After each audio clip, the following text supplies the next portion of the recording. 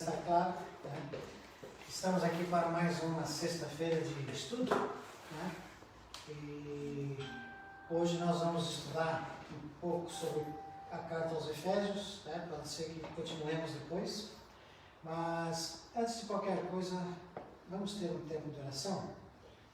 Eu quero lembrar, eu mandei um pedido para vocês, né, pelo WhatsApp, não sei se todos viram. E quero pedir que estejam orando então por aqueles pedidos que eu mandei, que é por uma família muito amiga nossa, muito próxima a nós, do Brasil, de São Paulo, e o esposo faleceu, né? E estava com uma pneumonia no hospital. Eu não sei exatamente qual foi a causa da morte, porque não recebi ainda o retorno, mas a gente imagina que pode ter sido o vírus, né?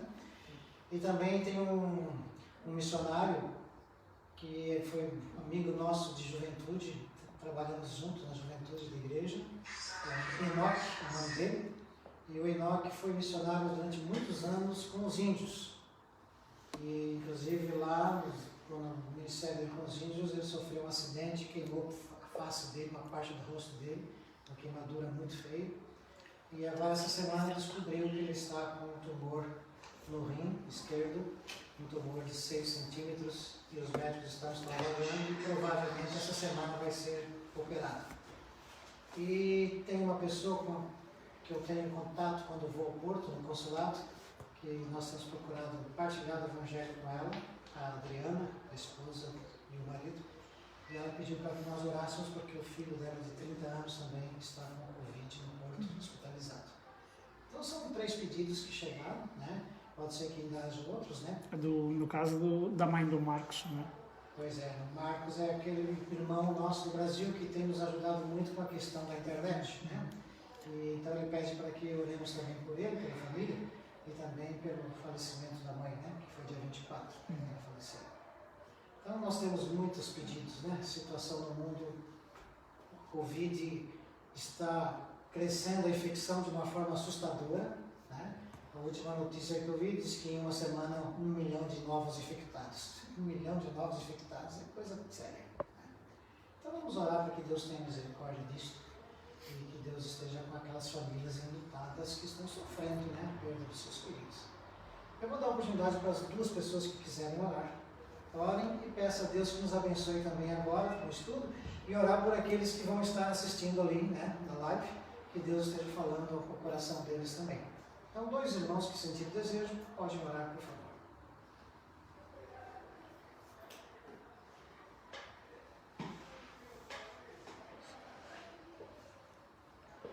Pai, em nome de Jesus, nós louvamos e agradecemos o Senhor porque estamos aqui. Muito obrigada porque o Senhor nos deu forças e conseguimos, Senhor, ultrapassar todas as barreiras que nos impediam, Senhor, talvez de estarmos aqui. E nós louvamos o Teu nome, Senhor. Pedimos, Pai, em nome de Jesus, por esses pedidos que foram feitos. Nós cremos que o Senhor é o Deus que pode todas as coisas. Amém. E que nada é impossível a Ti, principalmente, Senhor, quando nós pedimos a restauração da saúde. O Senhor pode fazer, Senhor, muito mais do que aquilo que temos pedido por esses irmãos. O Senhor conhece o coração de cada um, o Senhor sabe o que cada um precisa, além da restauração da saúde, do consolo, da alegria, do renovo do ânimo. E nós clamamos, Senhor, que a Tua bênção, Senhor, esteja sobre a vida de cada pessoa que foi mencionada. Ó Pai, em nome de Jesus, clamamos, Senhor, que o Senhor abençoe o Marcos, que o Senhor console o coração dele, os seus familiares. Ó Senhor, não é fácil perdermos alguém e é muito difícil ultrapassar por vezes quando nós não conseguimos estar no velório, quando não há, Senhor, nessa situação que vivemos, não há velório, Senhor. E é difícil, Senhor. E nós pedimos que o Senhor, que és o Deus de toda consolação, console o coração do Marcos e de toda a sua família. Ó Pai, em nome de Jesus, fale conosco, Senhor. Fale de maneira que possamos ouvir com discernimento a Tua voz e sairmos daqui cheios, Senhor.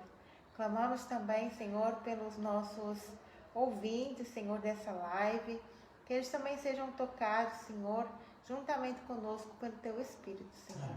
Amém. Em nome de Jesus. Amém. Amém.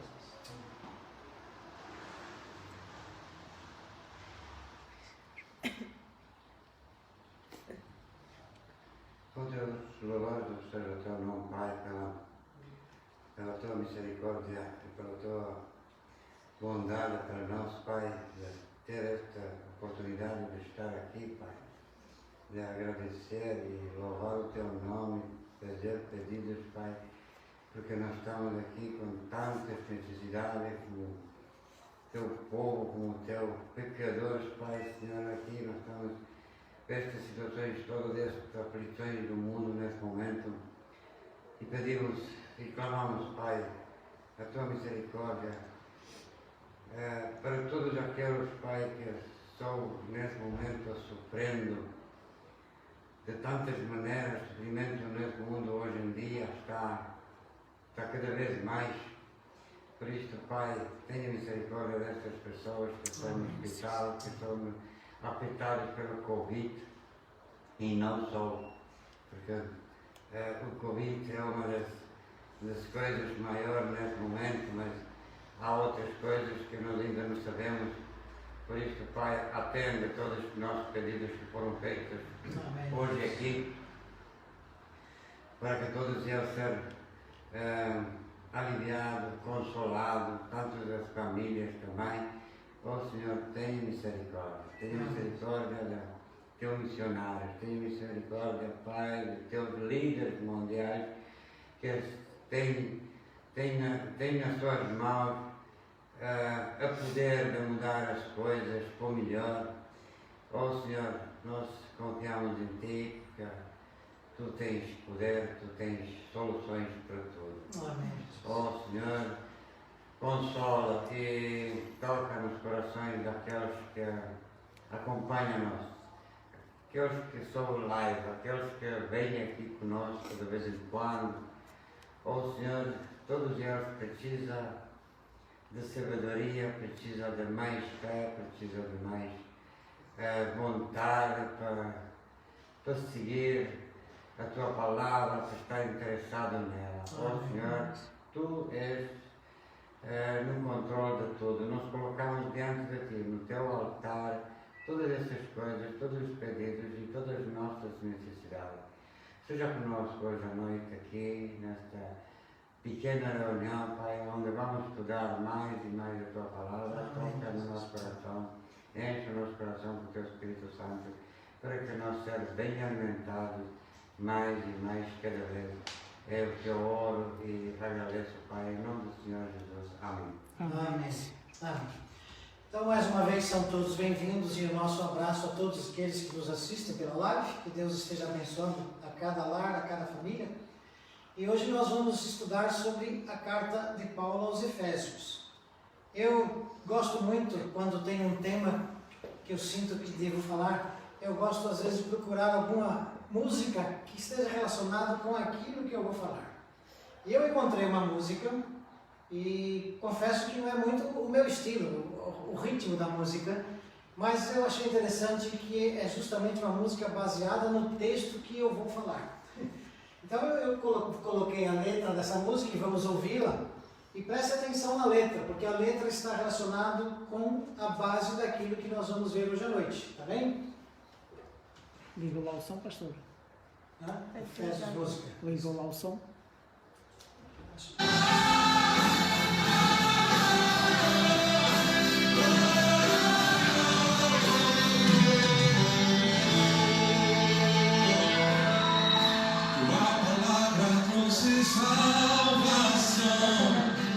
O sentimento de unidade para o meu coração, lá me leva a outra dimensão, combater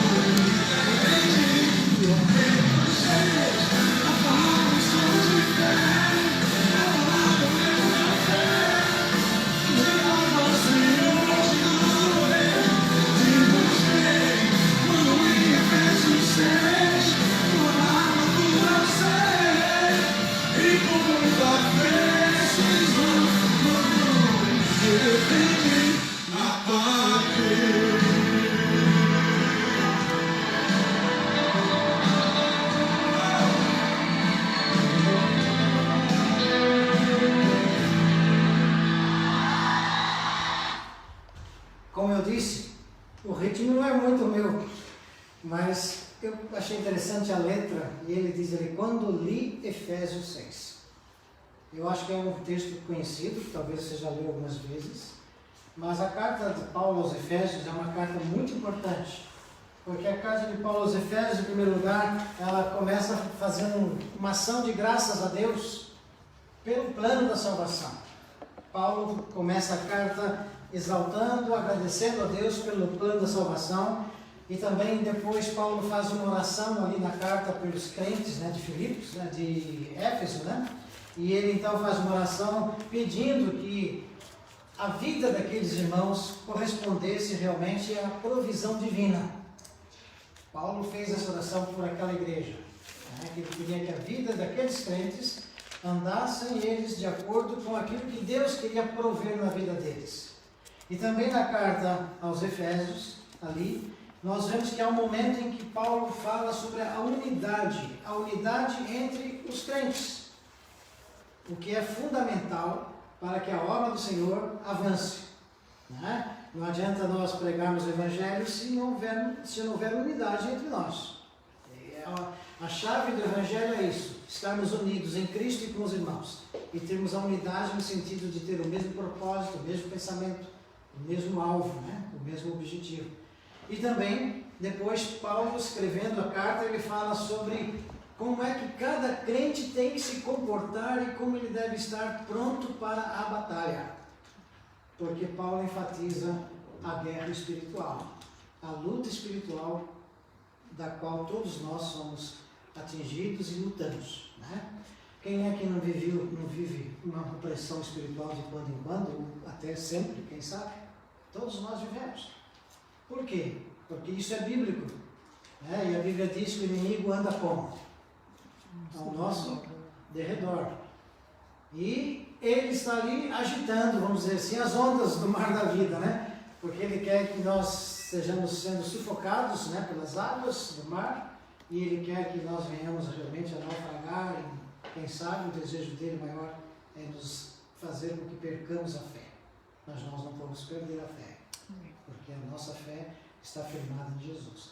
Então nós vamos pensar hoje um pouco sobre o texto, né? Vamos passar ali para os nossos slides, e nós vamos na carta aos Efésios, ali no capítulo 6, né? Conforme disse a música ali, né? A letra, no momento em que li Efésios 6. E nós vamos então basear o nosso estudo hoje, a princípio, no capítulo 6. Né? Pode rodar esse aqui, por favor. Esse foi o convite que eu fiz às pessoas, né, para que estivessem conosco. Vamos pensar um pouco sobre isso. A realidade da nossa vida. A verdadeira realidade. A partir do momento em que nós cremos em Jesus Cristo, a partir do momento em que nós lemos a Bíblia e reconhecemos que Jesus é o único meio de salvação, e quando pela fé nós aceitamos a Jesus, nós começamos de fato uma batalha. É claro que quem não se preocupa com Deus está no meio da batalha, mas ele nem se sente envolvido na batalha. Aqueles que estão distantes de Deus, para eles a vida é assim mesmo, a vida é normal. Mas quem conhece a palavra de Deus, quem conhece aquilo que Jesus realmente ensina, ele entende o porquê das coisas acontecerem no mundo. O porquê de tudo está acontecendo da forma que acontece. Então, quando nós cremos em Jesus Cristo, nós temos que ter a certeza disso, que a realidade é essa. Nós estamos entrando numa batalha, estamos indo contra o inimigo. Contra o estilo de vida que o inimigo impôs no mundo. Porque o mundo, na sua maioria das pessoas, vivem a estilo de vida que o inimigo gosta e que ele quer. E esse estilo de vida vem contra o nosso estilo de vida cristão. Porque se nós somos crentes em Jesus, vivemos uma vida cristã, vamos confrontar, vamos entrar em choque. É o que a Bíblia fala e o que Jesus fala, é o choque da luz com as trevas. Ou seja, nós vamos ter momentos difíceis. Então Paulo está preocupado com isso. E lá no capítulo 6, no versículo 12, nós temos o primeiro texto para nós nessa noite. Está transcrito ali, para que possamos ler bem forte, em unidade, né, no texto. e aqueles que estão em casa vão ouvir. Se não tem Bíblia, vão ouvir bem o texto, ok? Vamos ler juntos? A nossa luta não é contra pessoas, mas contra os poderes e autoridades, contra os dominadores deste mundo de trevas, contra as forças espirituais do mal nas regiões celestiais. A primeira coisa que temos que deixar bem claro aqui é que nós não estamos lutando contra pessoas. Nós não estamos combatendo religiões, porque há religiões que combatem religiões, né? E nós sabemos disso, que muitos cristãos estão sendo perseguidos por aqueles que não creem em Jesus Cristo. E alguns estão sendo mortos e estão sofrendo por isso. Mas nós, como cristãos, não estamos perseguindo as pessoas e nem queremos que elas se sintam ameaçadas pelo que nós vivemos e pelo que nós falamos. Porque a nossa mensagem, a nossa vida está baseada nos 2 principais mandamentos que Jesus estipulou. E quais são esses mandamentos? Amar a Deus acima de todas as coisas e ao próximo como a si mesmo. Então, quando nós estamos com as pessoas e queremos conversar com elas e falar sobre Jesus, nós estamos fazendo isso com amor. E estamos fazendo pensando que a vida da pessoa que nos ouve seja uma vida abençoada por Deus. Não é perseguição. Mas a verdade é que existe uma batalha. Se existe um choque entre luz e trevas, eu entendo biblicamente de que um cristão genuíno, e eu vou explicar o que é um cristão genuíno, é aquele que crê em Jesus Cristo, aquele que crê na Bíblia como palavra de Deus, e aquele que procura viver e seguir o que Jesus ensina. Quando um cristão, conforme a Bíblia ensina, ele vai falar com alguém que está descrente, ali há um choque entre a fé cristã e o descrente, ou seja, aquilo que ele vive com aquilo que Jesus ensina que deve ser vivido. Então, aí existe uma batalha. Muitas pessoas, quando nós nos identificamos, elas se afastam de nós. Não é assim com vocês? Ficava um pouco calado, quero mudar de conversa. Elas não querem ouvir. Elas não querem saber desse Deus, não querem saber desse livro, não querem saber o que eu creio. É assim. Para nós termos uma ideia de que é muito sutil essa batalha, é muito delicada. E nós temos que ter consciência disso. Às vezes, nós, por sermos humanos, quando vemos que as pessoas não aceitam bem aquilo que nós estamos falando ou vivendo, o nosso estilo de vida, às vezes nós também achamos que eles estão contra nós. Mas eles não estão contra nós. Eles estão cegos e não conhecem aquilo que Jesus é e o que Jesus pode fazer. Então não é uma questão de guerra pessoal, é uma questão de mundo espiritual. E por isso que Paulo diz ali no texto, de que nós estamos enfrentando uma batalha contra os poderes e autoridades e dominadores deste mundo espiritual. E o mundo está realmente sob o domínio das trevas, porque a Bíblia diz isto. O que a Bíblia fala sobre o mundo? Que o mundo jaz no maligno, e o mal é resultado de trevas, de afastamento de Deus. Então todo discípulo de Jesus, quando ele quer falar de Jesus, ele quer trazer a luz para o mundo, quer trazer luz espiritualmente falando para as vidas que estão ao redor dele. Mas isso é uma batalha. Vamos ver mais uma vez o que diz ali no segundo slide, né? Nós temos ali também um outro texto que está no livro de Efésios, no capítulo 6. Depois em casa vocês podem ler o capítulo todo, né? Mas no capítulo 6, versículo 10 e 11, há um alerta e um chamamento, uma convocação que Paulo faz aos crentes. Ali no caso aos crentes de Éfeso, né? Os Efésios, mas nos dias de hoje é nós que somos crentes em Jesus Cristo. O que é que diz o texto? Vamos ler juntos todos? Fortaleçam-se no Senhor e no seu forte poder. Vistam toda a armadura de Deus para poderem ficar firmes contra as ciladas do diabo. Olha, nós podemos ter pessoas que dizem crer em Deus, mas há pessoas que não acreditam no diabo. Já tiveram essa experiência? Há pessoas que dizem que creem que existe um Deus, mas diabo não, diabo isso é conversa. Alguns dizem isto, mas isto não é assim. Porque se ele crê que Deus existe, e se a Bíblia diz que Deus existe, ele também tem que crer que a Bíblia fala que existe Satanás, que existe diabo.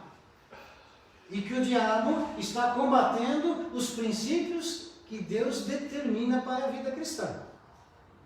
Se há alguém que não quer que nós venhamos a crer em Jesus Cristo, esse alguém chama-se diabo, Satanás, conforme a Bíblia diz.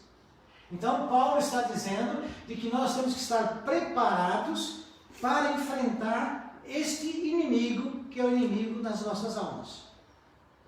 E Paulo diz ali que para enfrentá-lo é preciso que nós estejamos revestidos de uma armadura. Para que serve a armadura no contexto policial, militar, exército? Nós temos tido momentos de movimentos, né, no mundo todo contra as leis, contra os governos. E eu falo como brasileiro que no Brasil hoje, todo fim de semana tem movimento. Todo fim de semana tem gente fazendo manifestação. Só que quando eles chegam na rua, eles vão ser confrontados por quem? Pelas polícias, pelo exército. E é muito comum você olhar para os soldados e ver que eles estão revestidos de uma armadura. Capacete, proteção dos olhos, um escudo e com um bastão, né? Ou até com uma arma. Então Paulo está dizendo que não existe condições de enfrentar uma luta sem uma armadura de proteção.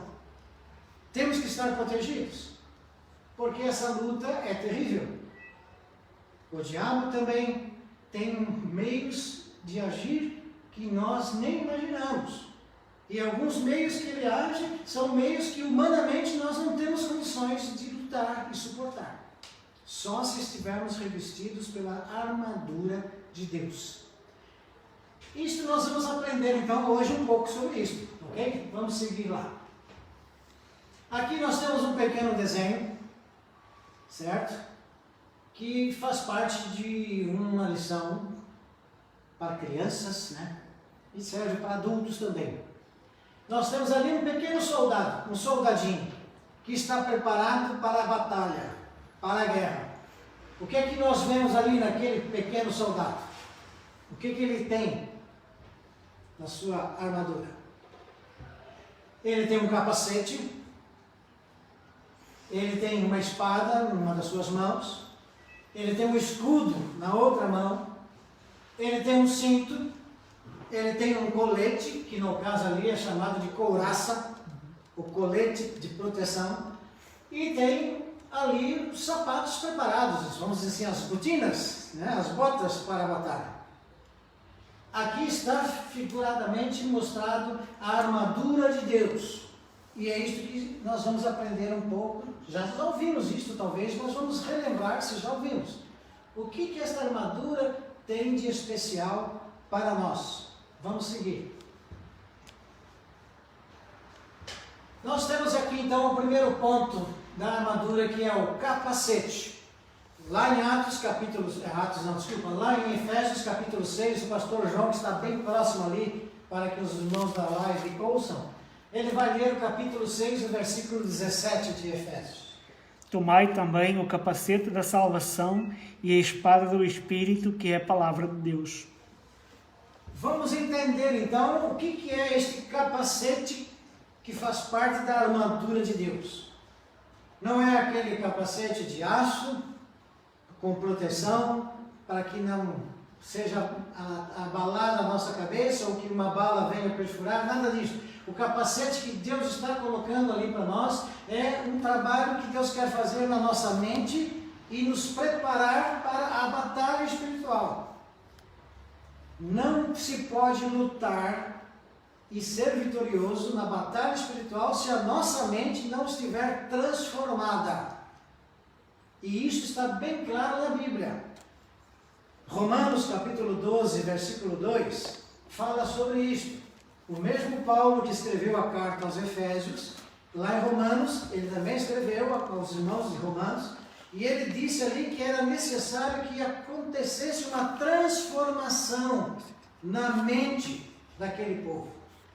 O que é que ele diz lá em Romanos 12, verso 2? O que é que fala a palavra de Deus? E não sede conformados com este mundo, mas sede transformados pela renovação do vosso entendimento, para que experimenteis qual seja a boa, agradável e perfeita vontade de Deus. Vamos pensar nesse versículo.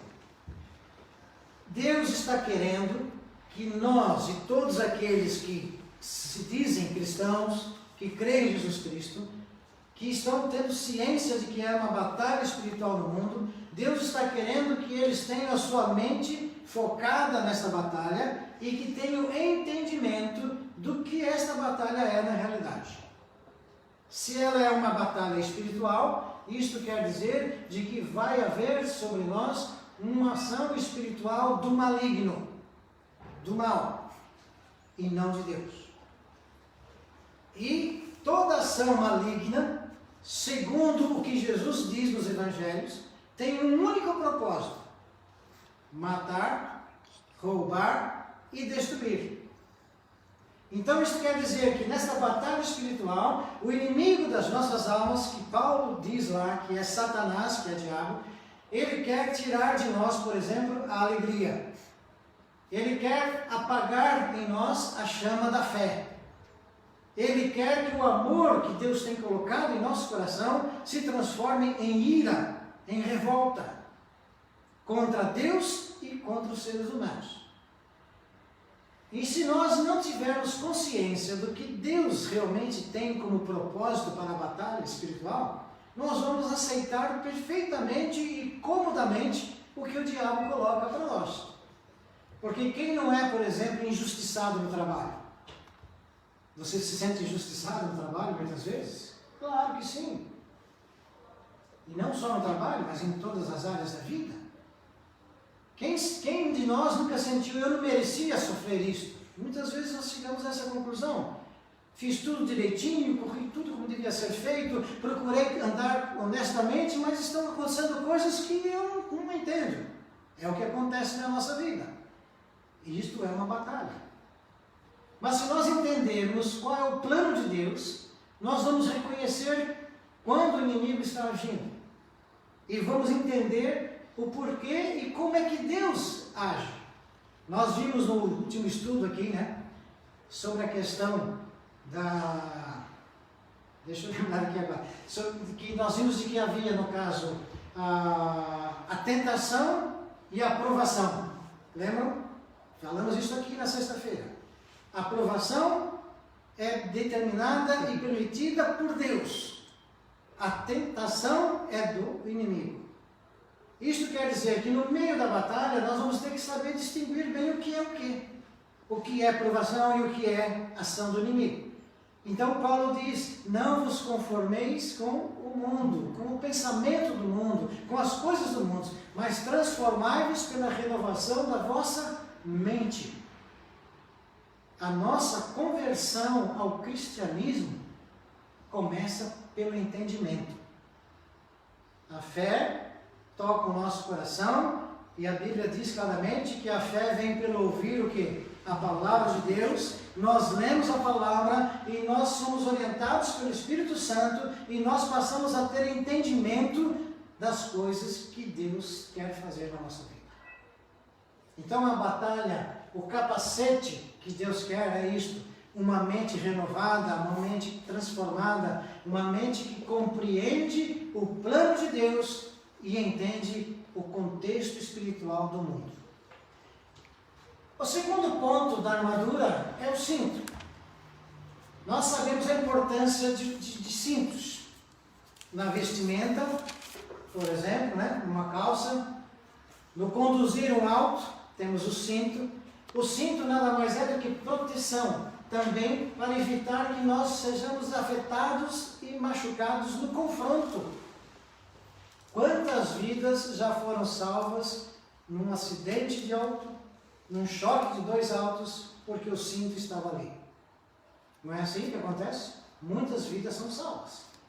Mas, em compensação, se o capacete é importante, quantos jovens ou quantos seres humanos, às vezes, morrem numa moto, porque caem, batem a cabeça e estão sem capacete. Então, tudo isto revela para nós que é importante nós entendermos essa armadura. E o cinto que nós vemos ali, a Bíblia vai nos dizer o que é esse cinto. Capítulo 6, versículo 14 de Efésios. Estai, pois, firmes, tendo cingido os vossos lombos com a verdade e vestida a couraça da justiça. Cingindo vossos lombos com a verdade. O cinto que Paulo está falando, nada mais é do que verdade, a verdade. Nós temos que conhecer a verdade, nós temos que viver a verdade e temos que ser pessoas que zelam pela verdade.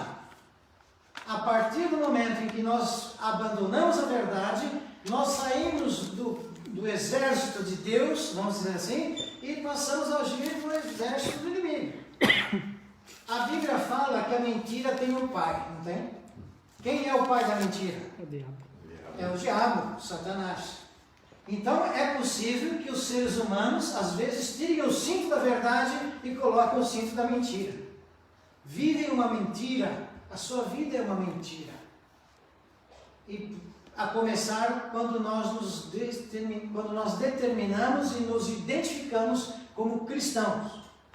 Nós estamos num país que se diz cristão, não é verdade? Só que a pergunta que nós podemos fazer é esta: será que todos os que se dizem cristãos estão vestidos com o cinto da verdade? O que é isto? Viver e usar o cinto da verdade? É conhecer Deus de uma forma verdadeira, é reconhecer que a verdade é plano e base essencial para ser abençoado por Deus. Porque Deus abençoa aqueles que vivem a verdade. Nós temos que entender que a Bíblia é a verdade e que Jesus Cristo é a verdade que todo ser humano precisa. Jesus disse: eu sou o caminho, a verdade e a vida. E é interessante essa declaração de Jesus. Isso nos faz pensar que a verdade, ela está relacionada com o caminhar do ser humano e com a vida do ser humano. Quando o ser humano não vive a verdade, o seu caminho é terrível. É um caminho de engano, não às pessoas somente, mas a ele próprio. Às vezes, as pessoas vivem uma vida enganando a si próprio, querendo ser o que de fato não são, ou querendo mostrar que são aquilo que realmente não são. E é por isso que Jesus sempre chamou a atenção dos seus discípulos. Sereis meus discípulos se, e aí Jesus, se vocês fizerem assim. Sereis meus discípulos se vocês crerem nessa Escritura e viverem essa Escritura. Então, a verdadeiro discípulo de Cristo é aquele que segue a orientação que Jesus dá. A verdade é o sinônimo de Deus, ou seja, Deus é verdadeiro. Deus não mente. Deus não engana ninguém. E Deus zela pela verdade. Se nós queremos ser abençoados por Deus, temos que buscar ser verdadeiros diante de Deus. Quantas pessoas fizeram orações hoje, né? Quantas pessoas, talvez, antes de dormir, vão fazer as suas preces e as suas orações? E a pergunta que fica no ar: será que a oração que eu faço é verdadeira diante de Deus? Porque há muitas pessoas pedindo coisas para Deus e prometendo coisas para Deus que elas de antemão já sabem que não vão cumprir. É a verdade, é a realidade do mundo, né? Mesmo nós que cremos em Jesus Cristo, às vezes caímos nesse pecado. Fazemos propostas a Deus baseado naquilo que nós dizemos a Ele que vamos fazer e da maneira que vamos ser. E às vezes nós não somos verdadeiros. Então, o cinto da verdade está baseado na palavra de Deus. A minha vida tem que estar moldada naquilo que a Bíblia diz e me ensina. O que é que diz o texto de João 17, no Evangelho de João, capítulo 17, verso 17? Santifica-os na tua verdade, a tua palavra é a verdade. Essa palavra de Jesus também é importante para nós. O propósito de Deus é nos fazer cada vez mais santos e perfeitos. Deus nos resgata para fazer uma transformação na nossa vida, e essa transformação envolve mudança de caráter, mudança de comportamento, mudança de estilo de vida. E essa mudança não é o ser humano que consegue fazer. O que nos leva a ser transformados é o nosso temor a Deus, a nossa obediência para com Deus e o agir de Deus através de Jesus, através do seu Espírito, através da sua palavra em nós. A conversão que a Bíblia fala, convertei-vos, né? A Bíblia ensina isso, convertei-vos dos seus maus caminhos. É um processo em que o homem entrega a sua vida a Jesus, coloca sua vida nas mãos de Deus e diz a Deus: seja feita a tua vontade. Ele dá a Deus a liberdade de fazer o que deve ser feito na transformação da nossa vida. Então, só através da palavra de Deus é que nós somos transformados pelo agir do Espírito de Deus. O terceiro ponto da armadura fala sobre a couraça. A couraça nada mais é do que um colete. Um colete. É muito comum um soldado usar hoje um colete à prova de bala. Né? Às vezes eu me pergunto, mas o colete protege o coração, protege o peito? Né? Um tiro na cabeça acaba com tudo. Mas a verdade é que dentro do conjunto da armadura existe o capacete para proteger a cabeça e o colete para proteger o coração, proteger o peitoral. Entende? Então, a couraça, ela protege e ela está relacionada com o coração do ser humano. E lá em Efésios, capítulo 6, verso 14, o que é que diz lá Efésios 6, versículo 14? Estai, pois, firmes, tendo cingido os vossos lombos com a verdade e vestida a couraça da justiça. Qual é o cuidado que Deus tem com o coração do ser humano? O cuidado que Deus tem é transformar esse coração. E a Bíblia dá sinais para nós de como é essa transformação. Por exemplo, a Bíblia fala de que é possível o ser humano ter um coração de pedra. O que é um coração de pedra? Nada mais é do que um coração duro, insensível à voz de Deus, um coração insensível ao amor.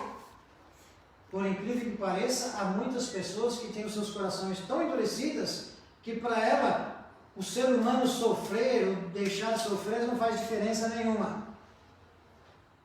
Há outros que são muito mais sensíveis ao sofrimento humano e chegam ao ponto de doar de si mesmo para ajudar aquele ser humano. Então, o que Deus está querendo transformar é o coração do ser humano, fazer com que ele seja sensível. Mas para ser sensível, esse coração tem que ser justo. Tem que ser justo. Se nosso coração não é justo, nós vamos julgar as pessoas de uma forma injusta. Se o nosso coração não é justo, nós vamos ter atitudes injustas diante das pessoas. Não vamos ter temor, não vamos ter amor, não vamos sentir misericórdia. Então, quando Deus fala que devemos usar a couraça, o colete, Deus está querendo dizer que nós temos que cuidar muito com o nosso coração. E a salmista fala sobre isso. Por exemplo, ele diz que nós temos que fazer o quê? Esquadrinhar o nosso coração, examinar o nosso coração, para ver se há mal em nosso coração. E o salmista pedia a Deus: Senhor, examina-me, vê se há em mim algum mal. E ele então tinha desejo de que o seu coração fosse purificado, justificado por Deus. E o salmista diz lá: guardei no meu coração a tua palavra. Por quê? Porque eu não quero pecar contra o Senhor. Então, quando a Bíblia fala de que nós temos que estar revestidos pela couraça, a Bíblia está querendo dizer que eu tenho que estar protegido no meu coração, que é a fonte de todos os meus do mal e de tudo aquilo que nós somos, para que sejamos justos através da justificação de Deus. Deus quer limpar o nosso coração. O que é que diz Romanos 1, capítulo 1, verso 17? Porque nele se descobre a justiça de Deus de fé em fé, como está escrito, mas o justo viverá pela fé. Olha, nós já temos falado aqui que todo mundo tem fé, porque a fé é um dom que Deus deu ao ser humano. Mas ali o texto está dizendo de que nós, pela fé, podemos ser justificados, ou seja, transformados na nossa mente, no nosso coração. Mas para que isso aconteça, a nossa fé tem que estar focada naquele que tem o poder para transformar e justificar a nossa vida. Por isso que a Bíblia diz em Romanos capítulo 5, ela diz, justificados, pois, pela fé.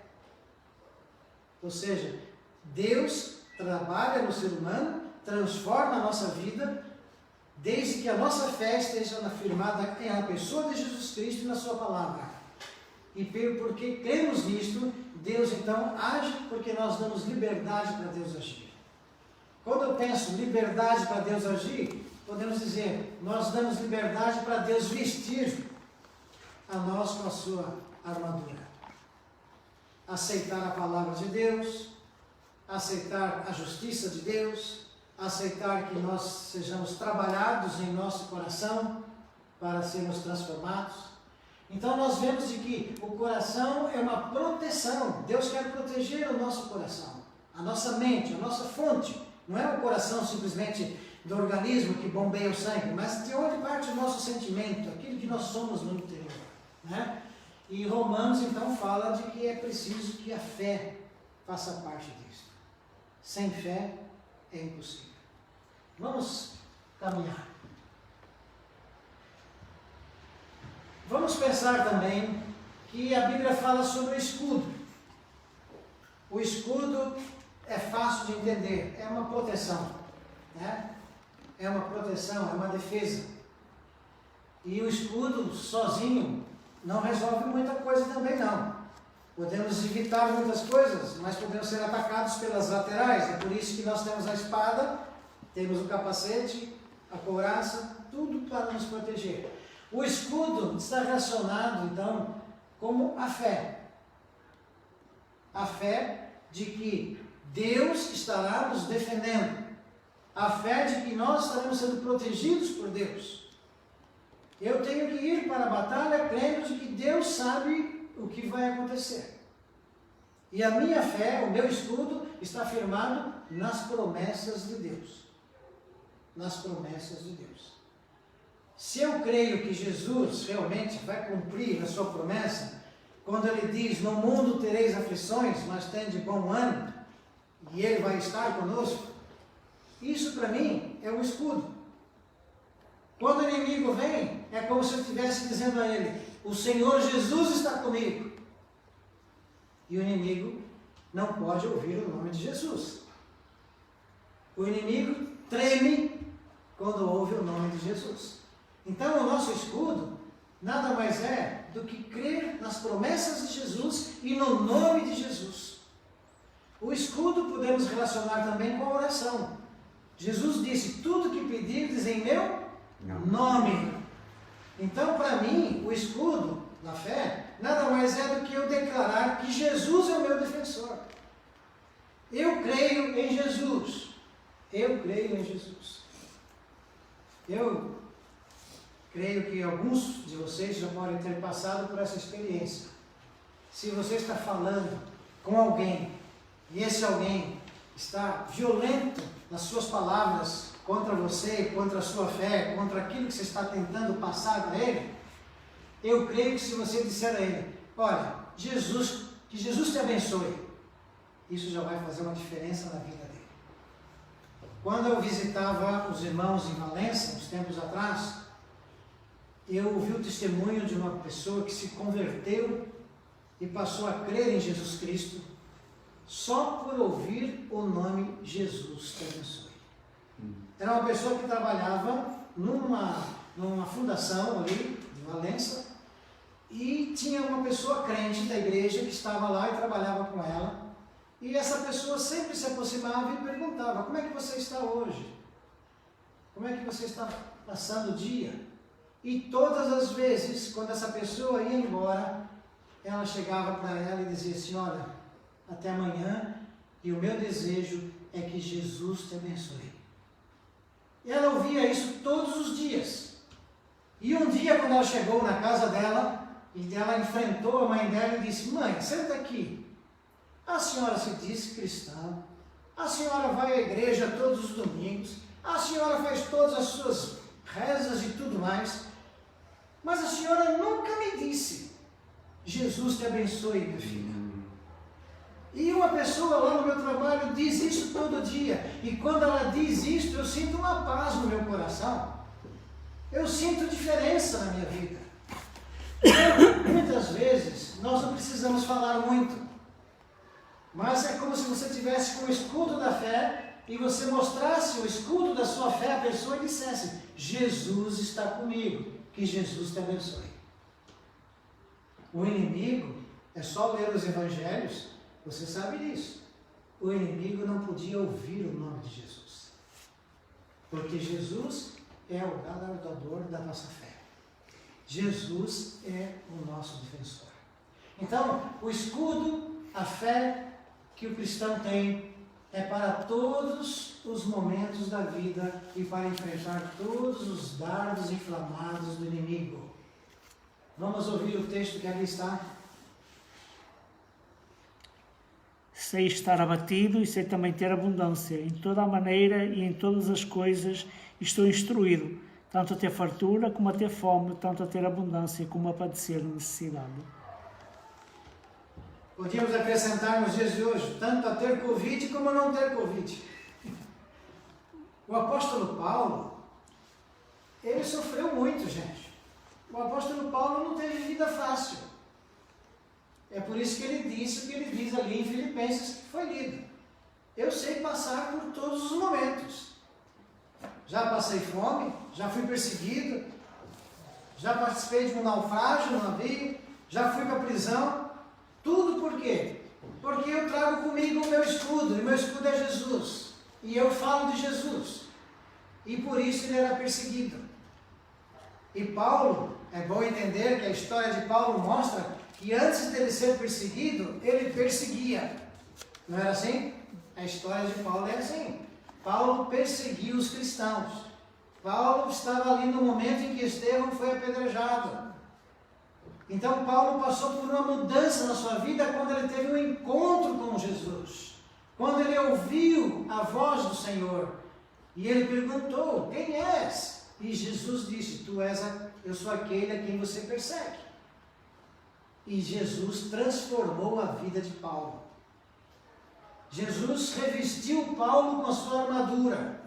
E Paulo passou a ser um anunciador de Jesus. E passou de perseguidor para ser perseguido por Jesus. Na luta espiritual, na batalha espiritual, é assim. Ou você combate, ou você é combatido.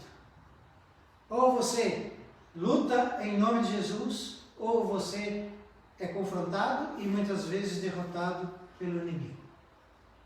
Mas temos ainda a espada. A espada não quer dizer que nós temos um instrumento para calar a boca das pessoas ou para eliminá-las. Não é aquela espada mesmo de aço que você fere alguém, não é isto. A espada que está sendo falada é isto, é a palavra de Deus, a Bíblia. É a Bíblia. Se você citar um texto bíblico, esse texto tem o poder para derrubar todas as barreiras que existam entre você e qualquer pessoa.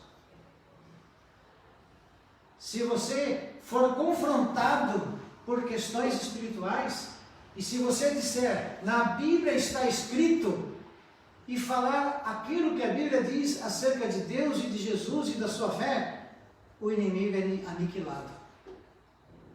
A prova disto é que Satanás tentou Jesus. Satanás sabia do poder desta palavra. E Satanás tinha uma tática com Jesus. Eu vou falar da palavra, porque Jesus não pode dizer que estou mentindo, e ele vai ter que fazer o que eu estou dizendo, o que a palavra diz. Mas Jesus, quando ouvia Satanás falar da palavra, dizia, mas também está escrito. Ou seja, não é bem assim. Há muitas pessoas falando de Deus sem conhecer a Bíblia.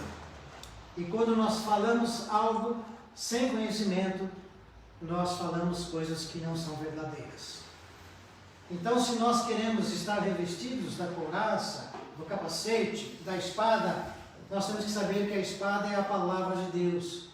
Os bons soldados no passado, que conquistaram muitas vitórias usando a sua espada, eles treinavam todos os dias.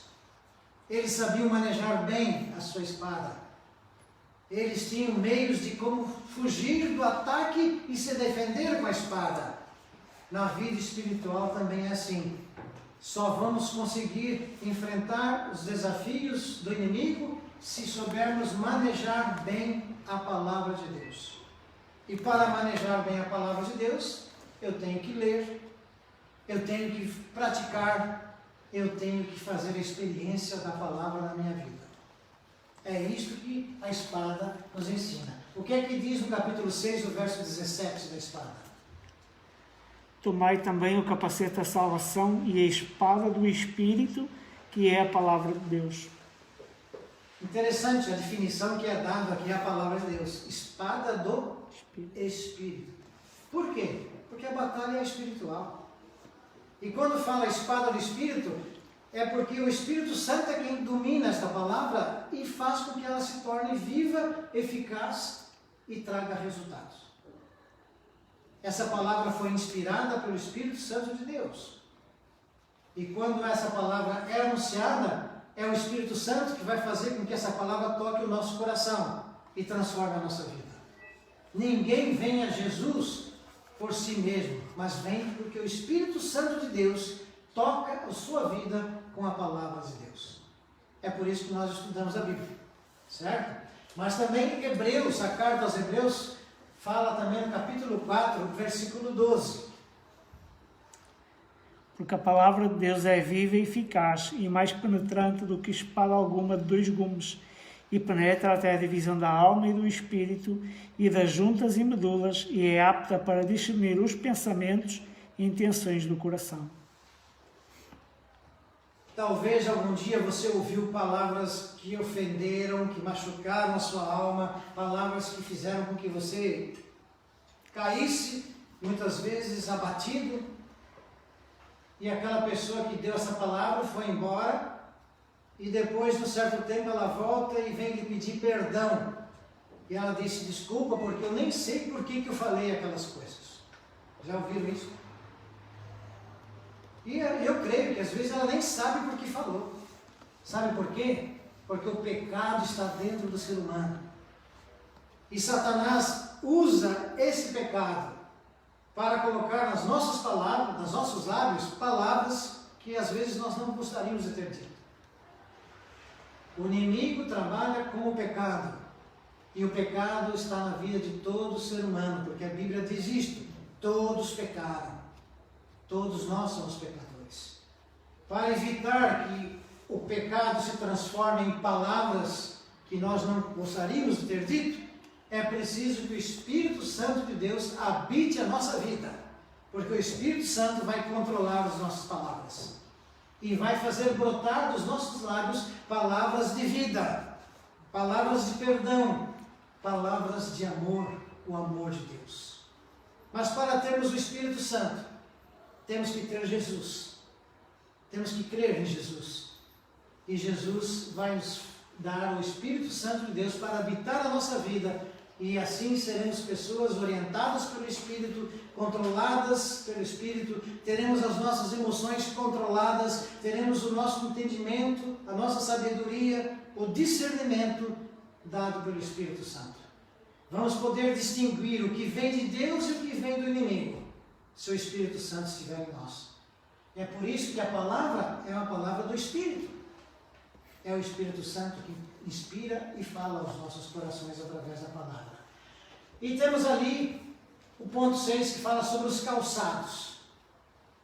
Eu fico pensando que os calçados para os soldados, se nós fôssemos escolher, talvez fôssemos escolher, quem sabe, uma sapatilha mais leve, né? Moldada ao pé, para não pesar muito, para não machucar os pés, não é verdade? Mas não. As botas dos soldados são pesadas, são apertadas. Eu fico imaginando aquele soldado que está lá no deserto, né, lutando com todo aquele peso. Qual é a bota, quais os calçados que Deus tem para nós, para usarmos os nossos pés? Na armadura de Deus.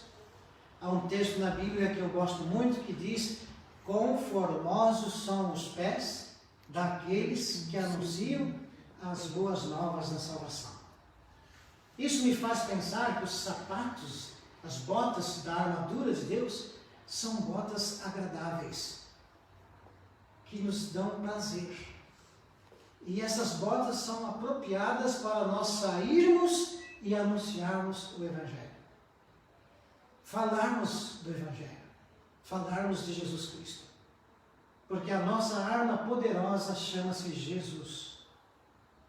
E só vai ganhar a batalha espiritual no mundo quem estiver com Jesus. Quem leva Jesus consigo. E quem deixa Jesus conduzir a sua vida. Jesus luta por nós. E nós apenas somos instrumentos nas mãos de Jesus. Vamos ver o que é que diz o verso 15 do livro de Efésios, capítulo 6. E calçados os pés na preparação do Evangelho da paz. Evangelho da paz. O que o mundo precisa. O que o ser humano precisa. Novas de paz. Palavras de vida que estão no Evangelho. Palavras que estão firmes na pessoa de Jesus Cristo. Sem Jesus, ninguém vai ter paz. E Jesus deixou claro isso. Deixo-vos a minha paz. A minha paz vos dou. Não como o mundo a dá.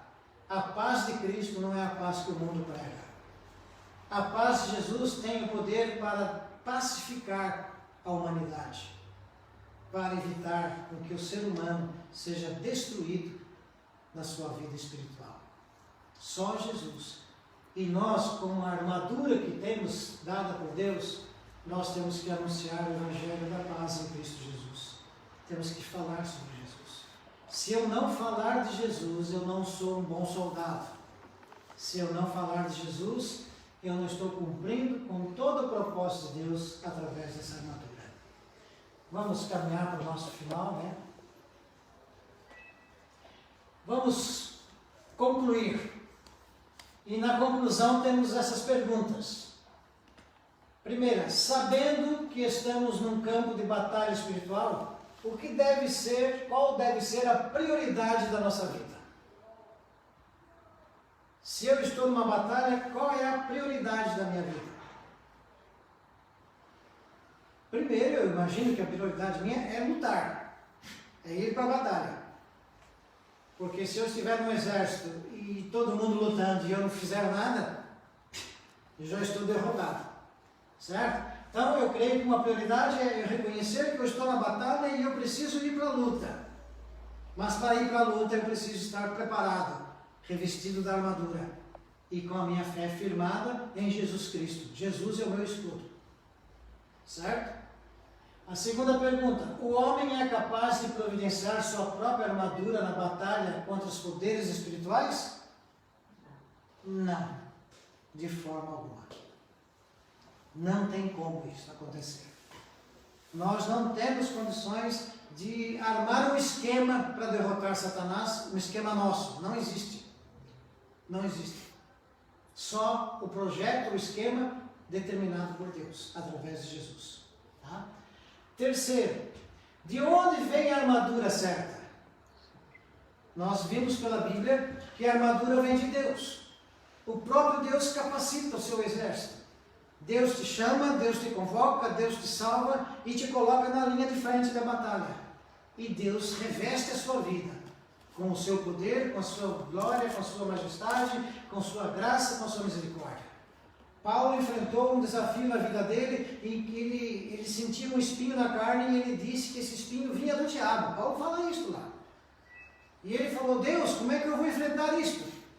E Deus disse: Paulo, a minha graça te basta. A armadura de Deus é revestida pela graça de Deus. Então não tenha medo.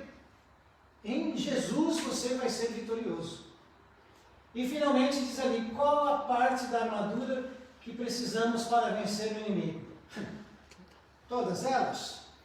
Mas ali diz os versos 11 e 13, para encerrar. 11 e 13. Revesti-vos de toda a armadura de Deus, para que possais estar firmes contra as astutas ciladas do diabo. Portanto, tomai toda a armadura de Deus, para que possais resistir no dia mau e, havendo feito tudo, ficar firmes. Toda a armadura. Não é só a espada, não é só o escudo, não é só o capacete, não é só o colete, a couraça, não são apenas os sapatos. Tem muito cristão tentando falar de Jesus só com sapatos e não vão conseguir vitórias nenhuma, ainda que falem do Evangelho, porque se ele não estiver com o seu coração revestido pelo poder de Deus, pelo Espírito Santo, se ele não tiver o seu escudo, a sua fé, ele próprio crendo em Jesus Cristo, ele é um soldado incompleto. Então, o que nós aprendemos hoje é que nós somos soldados de Jesus e temos que enfrentar a batalha. Queira ou não, cada um de nós, todos os que estão em casa, os que estamos aqui, estamos na batalha. E aquele que não assume a posição dele na batalha corre o risco de morrer.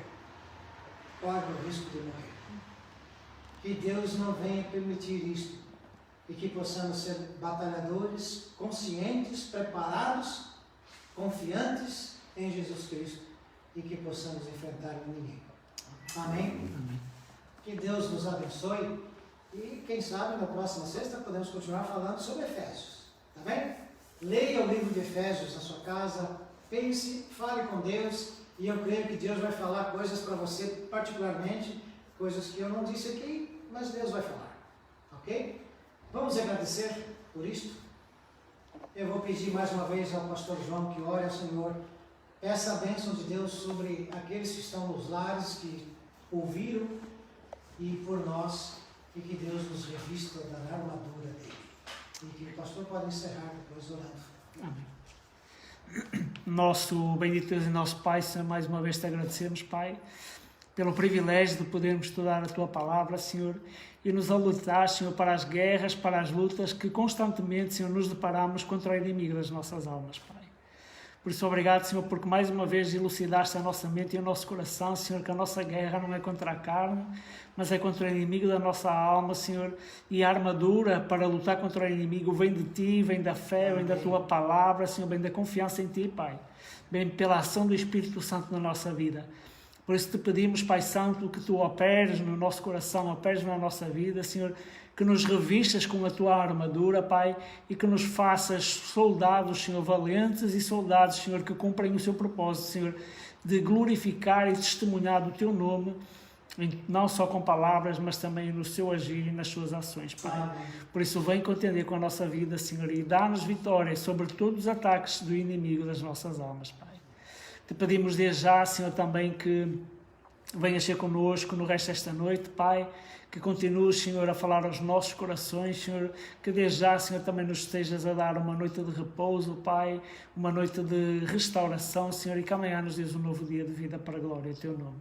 As doces consolações do Espírito Santo sejam connosco agora e eternamente, e nós dizemos Amém. Amém, Senhor.